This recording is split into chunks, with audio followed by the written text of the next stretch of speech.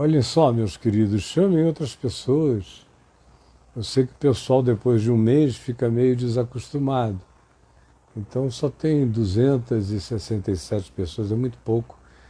Vamos chamar, porque a gente costuma ter aqui centenas e centenas. Convide, lembre, dê um toque nos amigos.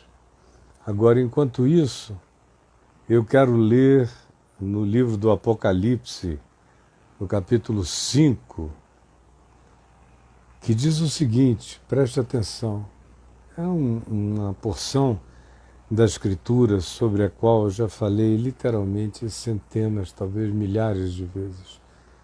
É um dos meus textos preferidos do Novo Testamento.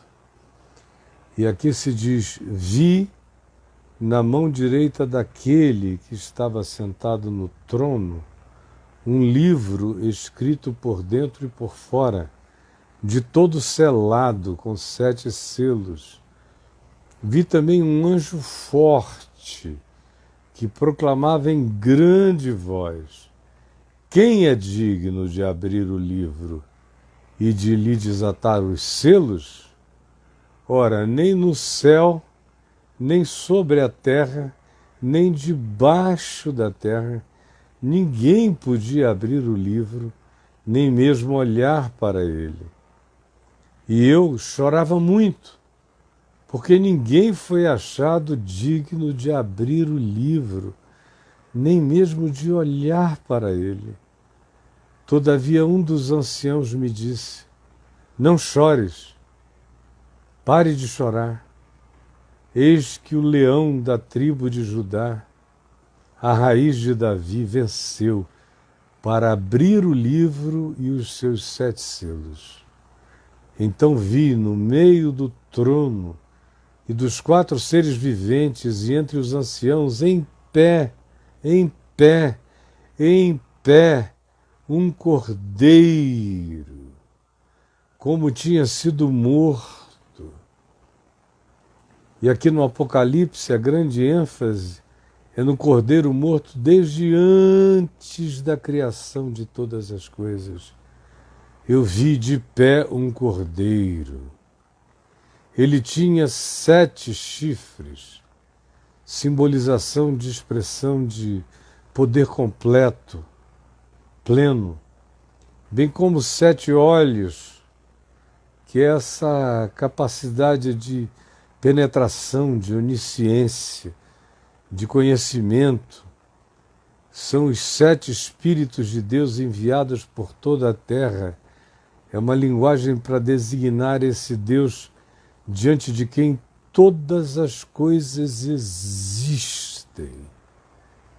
Ele veio, pois, e tomou o livro da mão direita daquele que estava sentado no trono, desse indesignável, desse indefinível, desse indisponível ao debate, assentado no trono, com o livro na mão. Ele vem, o cordeiro em pé, como tinha sido morto, e toma o livro da mão direita daquele que estava sentado no trono, e quando tomou o livro, seres de natureza universal, aqui chamado de os 24 anciãos, prostram-se diante do Cordeiro.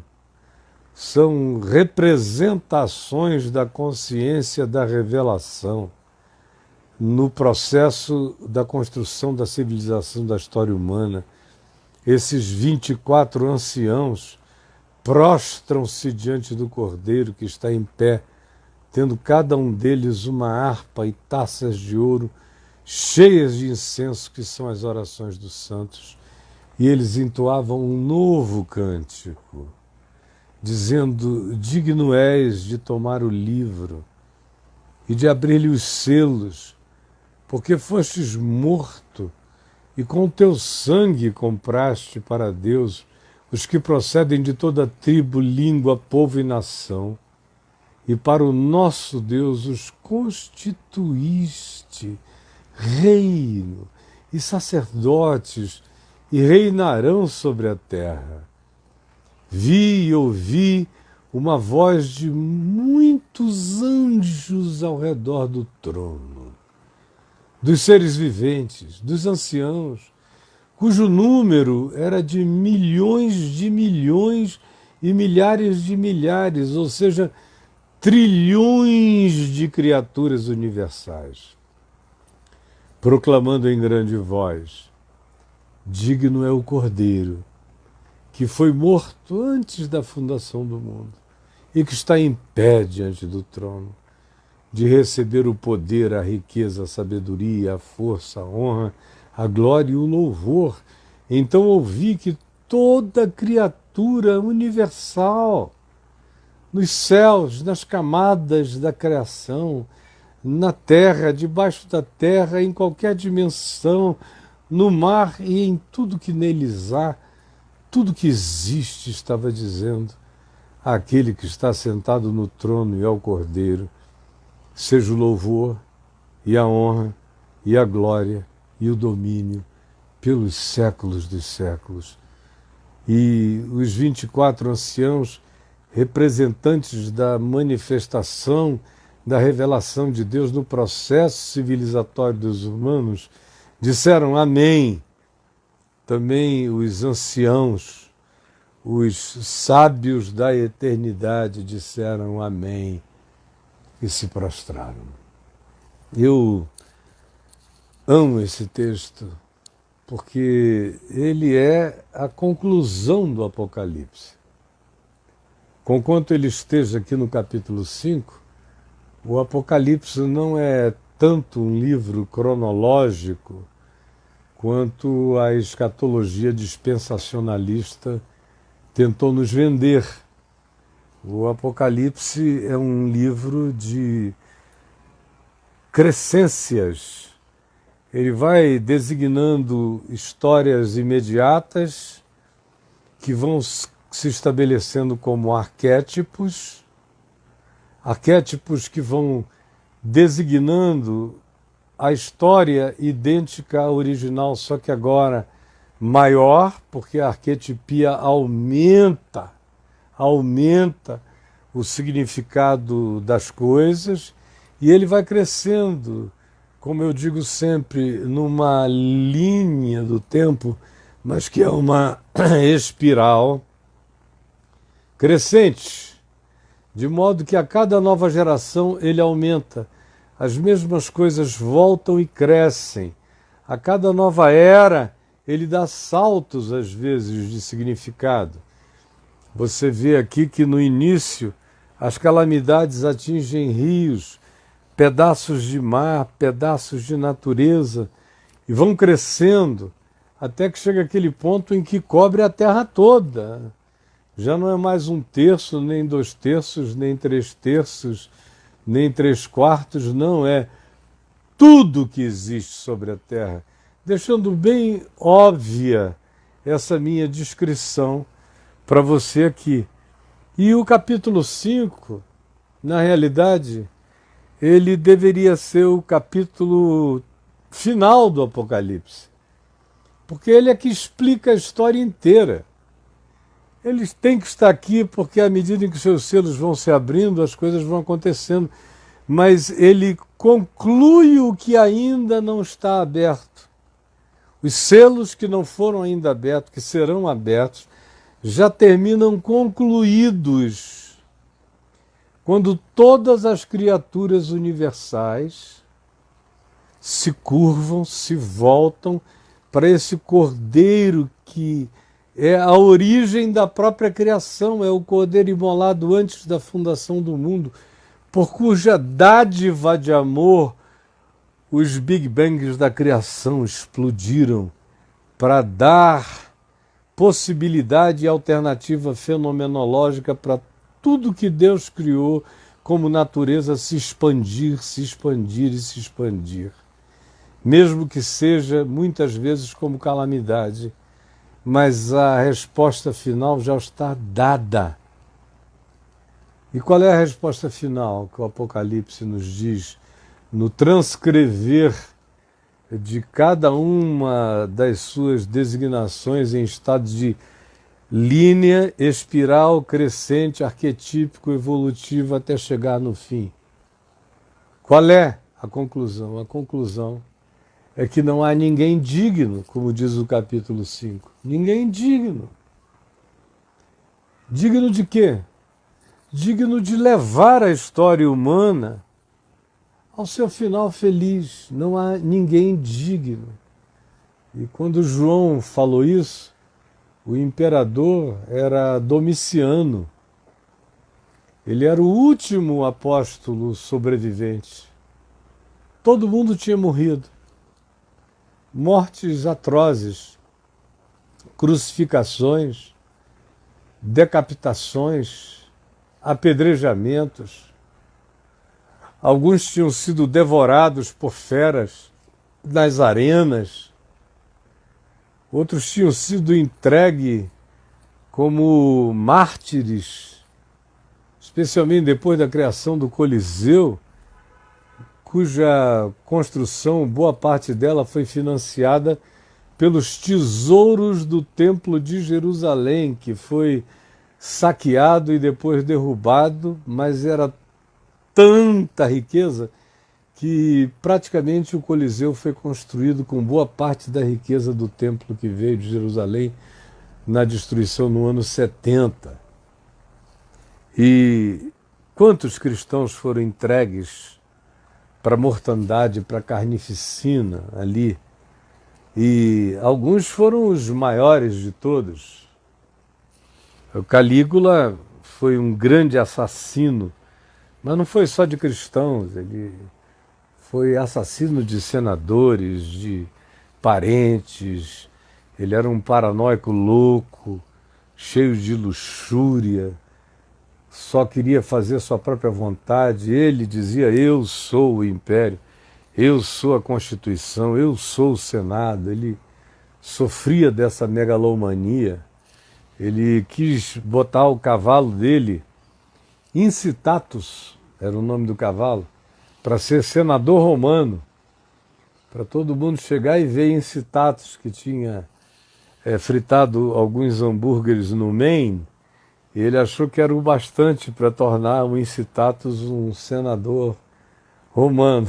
E depois ele achou isso pouco, resolveu colocar o Incitatus para ser cônsul.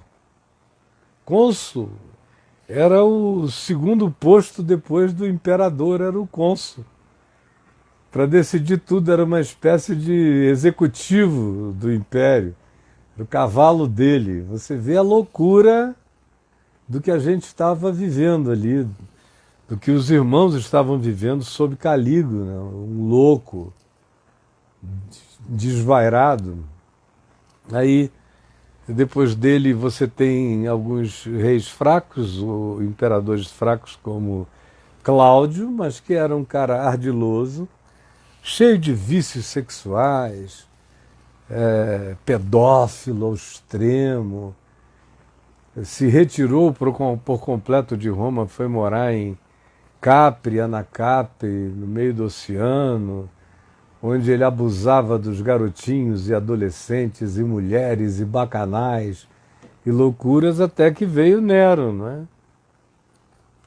E Nero era um doido que se sentia um gênio, um artista, que achava que Roma estava desperdiçando o talento artístico dele. E, por outro lado, ele tinha problemas graves, tanto ele quanto Calígula, problemas mentais. E ele tinha uma megalomaníaca, uma mania extraordinária, um culto a si mesmo incomparável. E todos no império existiam para ele. Tudo que existia, existia para atender o desejo e a vontade dele. Então ele fazia o que ele queria, ninguém se opunha.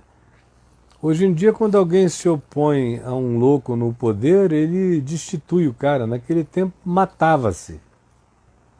Mas era pelas mesmas razões, pelo mesmo absurdo. E é através de Nero, na sua loucura, que resolve chamar a atenção daquilo, desviar a atenção daquilo que ele gostaria, era um momento de muita fome, miséria, e ele distraía o povo com circo, morte, gladiadores, distribuição de pão, mas tinha chegado uma hora tão calamitosa que o povo já não estava mais conseguindo se deixar iludir por ele. Então ele resolveu criar um inimigo. Quase todo imperador maluco ou autoridade maluca precisa de um inimigo. Sem um inimigo ele não sabe viver, ele tem que inventar um. Quando não tem nenhum opositor externo sendo inimigo dele, ele cria um do lado dele. Mas faz parte desse traço de doença mental que a gente encontra em toda a história humana, nesses seres que ficam tomados pela ideia de exacerbação de poder pessoal, quando eles se confundem com a própria autoridade das coisas. Como era normal no Império Romano e como se tornou normal em todas as ocasiões em que surgiu um idiota com pretensões tirânicas. É assim que acontece. Eu estou falando aqui o que aconteceu no Império Romano e tem alguém dizendo virou palanque. Cara, vai estudar história, eu só estou repetindo a história. Se você não gosta das semelhanças com o que você idolatra, vá dar um jeito na sua vida, mas eu estou aqui falando a verdade da história e que incomoda você, que é idólatra dos Neros contemporâneos. E vá dormir com esse barulho, eu não estou no palanque. Eu estou como João aqui oferecendo a cabeça para quem quiser cortar enquanto eu falo a verdade. E então Paulo, Pedro morrem sob Nero. Ele toca fogo em Roma, bota a culpa nos cristãos, gera aquele frisson, pega aqueles cristãos piedosos e os seus principais representantes e os matam. Pedro é crucificado, a tradição diz que de cabeça para baixo, porque ele teria dito, eu não sou digno de morrer como morreu o meu Salvador, e Paulo foi decapitado. E a igreja levou aquele susto. Pedro e Paulo não falam mais. Aí é uma acumulação de perdas. Isso foi no ano 68. E agora nós estamos aproximadamente 38, 40 anos depois desse episódio com Paulo, com Pedro, nos dias de Nero. E Pedro está exilado, acusado de palanque, viu, garoto? Acusado de palanque, acusado de estar pregando política. Porque ele dizia que Jesus Cristo era o Senhor. E os romanos diziam que Senhor era César, qualquer César. Ele dizia que obediência absoluta só ao Evangelho. E os romanos diziam que obediência absoluta era ao imperador. Ele dizia que o Evangelho do Reino de Deus não aceitava nenhum homem como poder absoluto sobre os demais homens, não aceitava e não acolhia a tirania. E uma quantidade absurda de pessoas do Império, tanto quanto o próprio Império, dizia não. Quem quer que se insurja contra o poder absoluto, inquestionável, do nosso imperador ou dos nossos imperadores, esse aí é um traidor político. Está fazendo política, está no palanque. Como alguns aqui, pouco dotados, doentes, enfermos de mente, me ouvem pregar o Evangelho de Jesus, exaltando aquele a quem se deve dar toda a honra, glória e louvor, dizendo que ele é o único poder absoluto, que a palavra dele é a única palavra inquestionável e que a obediência a ele é relativa a todas as ideologias, todas. Aí vem dizer que eu estou no palanque. Não, você que está sepultado na ignorância. Foi gente como você que baniu João e o colocou para morrer de velho na ilha de Patmos, exilado, acusado de pregação política, quando a única pregação que ele fazia é de que Jesus Cristo é o Senhor, é o Cordeiro em pé, que venceu todas as coisas. E isso eu encaro. Todos os que você mandar, podem cortar todos os pedaços de mim, eu vou morrer proclamando essa vitória, essa palavra, esse reino de Deus. E aí, o Apocalipse 5 nos diz que João começa olhando aquele que está sentado no trono, um livro na mão dele. De algum modo João intuía, sabia o significado daquele livro selado por dentro e por fora. Ele provavelmente lembrou do livro do Jubileu, que era um livro selado por dentro e por fora e que de 50 em 50 anos era aberto, onde todas as propriedades em Israel que tinham sido perdidas durante aquele período de 50 anos, eram devolvidas às suas famílias originais, para que não houvesse desigualdade patrimonial na terra, para que uma só pessoa não se tornasse dona de tudo. Então, ela podia ter até o benefício de ter comprado, ganho, recebido como pagamento aquele terreno por alguma dívida, mas 50 anos depois ele teria que devolver aos donos originais para que houvesse reequilíbrio social, econômico e patrimonial na terra. Isso é o Velho Testamento que está dizendo, não é Karl Marx, é o Velho Testamento. Vocês não conseguem entender não, né? E aí, ele podia estar pensando no livro dos Jubileus, ou ele podia ter na mente apenas a ideia de um livro profético, como eram os livros proféticos ou os livros encontrados naqueles dias. As literaturas que, por exemplo, foram encontradas no século XX, nos anos 40, dos textos do Mar Morto, dos pergaminhos do Mar Morto, não tinham se perdido ainda. Eles estavam em voz corrente nos dias de Jesus, nos dias dos apóstolos, e a maioria deles eram livros selados, com selos para guardar o livro, para proteger, e colocavam dentro de um vaso de barro para que a falta de umidade preservasse o conteúdo do documento. Podia ser alguma coisa assim que ele intuiu, mas ele intuiu.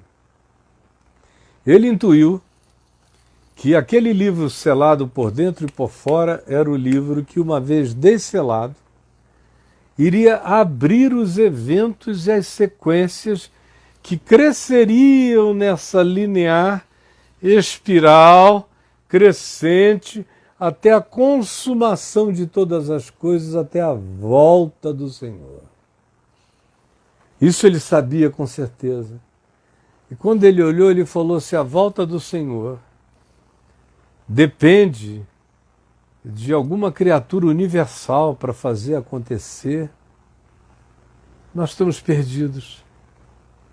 Porque ele olhou e João, que era um pouco mais novo do que Jesus, mas ele tinha visto um pedaço do governo do imperador César Augusto, ele tinha visto Otávio, ele tinha visto Tibérios, ele tinha visto a cidade ser construída a Tibérios no mar da Galiléia em homenagem a ele, Tiberíades. Ele tinha visto aquela multidão de cidades erigidas pelos Herodes em homenagem aos Césares em Israel. Só não tinha culto ao imperador, mas era cheio de toda a idolatria que o imperador gostava. Ele tinha visto Jerusalém ser derrubado, o templo destruído. Ele tinha visto antes disso Jesus ser morto. Ele tinha visto os colegas dele todos serem levados ao martírio e os melhores irmãos e irmãs de consciência serem também eliminados. Ele tinha visto o vazio que tinha ficado, a oquidão, a falta de consciência. Ele tinha visto tudo aquilo, ele estava em depressão, profunda depressão. É quando o texto da Escritura nos diz que ele vê o livro na mão direita daquele que estava sentado no trono e olha para aquele livro selado por dentro e por fora. E o coração dele não sabe o que imaginar. Há um anjo forte gritando: quem é digno de abrir o livro? Aí ele pensa em todos os Césares romanos, são todos uns loucos, uns palermas, todas as realezas egípcias, todos os imperadores de reinos distantes, todos uns loucos, idiotas.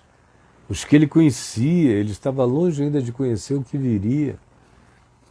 Aí ele se desanima quando ele olha para o horizonte, ele diz: não tem. Só tem gente pensando na glória da sua própria insanidade. Nós estamos perdidos.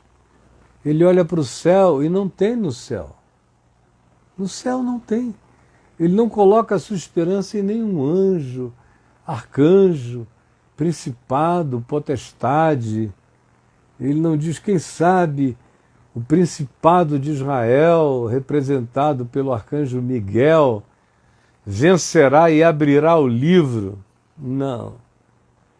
Ele diz, a soma de todos esses seres celestiais do bem não promoveriam a redenção da história sozinhos, não levariam a história humana ao seu desfecho necessário, nenhum deles. Nem o poder das trevas, nenhum diabo, nem a soma dos infernos. João aprendeu cedo, que quando Satanás disse a Jesus, tudo isso eu te darei, se prostrado me adorares, não passava de falácia. Quando ele disse, eu tenho os poderes desse mundo na minha mão, ele tem para fazer o mal, mas ele não os tem para fazer o bem. Ele não consegue realizar o bem está para além de Satanás. Ele realiza o mal. Alguém aqui pediu para eu tirar o comentário. Eu vou tirar por um pouco, mas depois eu vou botar porque eu vou chamar o Braulio. O mal não tem o poder de fazer o bem, não se vence o mal com o mal. Ele olha para os reinos e poderosos deste mundo e diz, só tem louco, perverso.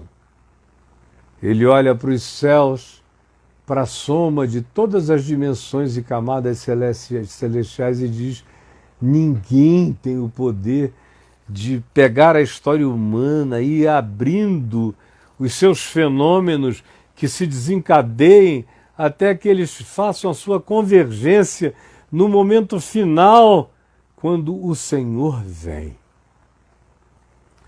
E olha para debaixo da terra, e olha entre todas as criaturas, e nenhuma delas tem nenhum poder para abrir o livro e desatar os selos. Então ele começa a chorar copiosamente, chorar. E o texto grego nos dá a entender que o choro é copioso, é veemente, é soluçante, é sem consolação. É um choro sem consolação. Até que um dos anciãos toma a palavra e diz, pare de chorar. Para! Para, João! Para de chorar! Você esqueceu que todos os Césares são loucos, indignos e perversos, que todos os governadores dos povos, que todos os principados humanos e celestiais e dimensionais, que toda a soma dos poderes perversos, que toda a conjunção de fenômenos existentes não tem poder de realizar na Terra aquilo que a humanidade precisa, não tem. E você já devia ter aprendido isso. Tantos milênios de história registrada depois, mas você é tão ignorante que parece que o mundo começou hoje e que tem um fenômeno novo acontecendo. Não, é o mesmo e velho fenômeno da idiotice que só piora e que está em curso. E João entrou em estado de desânimo, ele falou, me tira o tubo. Não dá não, é horroroso. Não tem saída daqui. Como tem muita gente me assistindo hoje nesse estado. Gente tão cansada. E à medida em que esse tempo vai se alongando, há pessoas que vão ficando muito cansadas. Tem alguns se tornando meio suicidas. Tem gente que diz, eu não tenho o que perder, eu não tenho nada, eu estou ferrado. Então, quer saber? Eu vou, e se eu estiver contaminando, eu vou contaminar outros. Já tem esse espírito por aí, crescendo. E a gente entende, uma pessoa que não tem o que comer, entra em estado de desespero e não quer nem saber. Tem outros que não, que têm o que comer, têm provisão, mas estão entrando em estado de solidão, de angústia, de medo, de pânico. Tem gente que está perdendo a noção, que está dizendo, meu Deus, será que isso vai durar para sempre? Como é que eu vou viver? Tem uns com medo de enlouquecer. Você conhece pessoas assim? Gente deprimida, gente em pânico, gente com pavor de enlouquecer, de perder o juízo, de não aguentar, de não suportar. Fora aqueles que ficam pensando o pior. E se meu pai morrer numa hora dessa, eu não vou poder vê-lo. Aí já sepulta o pai 1000 vezes, sofre angústias crescentes. Entra o daquele choro para o qual não há consolação. É trágico. E hoje eu vim aqui como esse anjo forte, clamando em grande voz, dizendo a você, pare de chorar. Não mudou nada. Não mudou nada. Não é o coronavírus, nem o vírus do corona, nem os loucos coroados com vírus de perturbação mental a nos dirigir. Não, nenhum deles tem poder, nenhum deles. Os mais arrogantes podem não aguentar um estalar de dedo de uma noite para outra. Os mais arrogantes. Eu não me preocupo com os mais arrogantes, eles falam suas bravatas, isso e aquilo. Eu digo, meu Deus, ele não suportaria uma embolia cerebral bem suave. Ia passar o resto da vida assim, querendo abrir a boca sem conseguir, mas se arrogam a grandes coisas, a grandes poderes, a grandes dominações. Para mim são todos tolos. Sobre a cabeça de todos eles está escrito Mene, Mene, Tekel e Perzim. Mene, Mene, Tekel e Perzim. Como sobre o umbral do palácio de Beltesazar. Mene, Mene, Tekel e Perzim. Tu foste julgado, tu foste pesado, tu foste achado em falta. Eis aí o juízo de Deus sobre ti, ó arrogante, imbecil arrogante, achando que pode manipular as coisas de Deus, brincar com os artefatos da simbolização da fé, inconsequentemente, olha, eis a mão do Senhor sobre ti e sobre todos os que são assim. E eu estou daqui seguro como quem está sentado na torre de um atalaia, só vendo a soberania de Deus se manifestar e dizendo a você, pare de chorar. Enxugue essas lágrimas hoje. Amigo, a gente nem começou, isso aqui é um jujubinho que a gente está experimentando. Se você não está aguentando, lidando com uma coisa tão banal quanto essa, você não sabe o que é grotesco ainda. Aqui mesmo, todo dia quando eu vejo os números subnotificados dessa tragédia, e logo depois vejo algumas autoridades se arrogando e tratando da coisa como se não estivesse acontecendo nada, eu digo à minha mulher, infelizmente ainda não foi o bastante. Infelizmente ainda não foi o bastante. Porque o que vem por aí, e não é nessa coroninha, vem tanta coisa pela frente. Se o meu coração não tiver a raiz da vitória do Cordeiro, se o Cordeiro não estiver em pé, soberano na minha vida, no meu peito aqui, ó, e eu certo de que todo o poder lhe foi dado no céu e na terra, com a minha vida estribada na força do seu poder, sabendo que o verdadeiro amor lança fora o medo, portanto, andando no amor de Deus, que me cuida e me pastoreia e me liberta de todo pânico e de todo medo e me traz toda a segurança.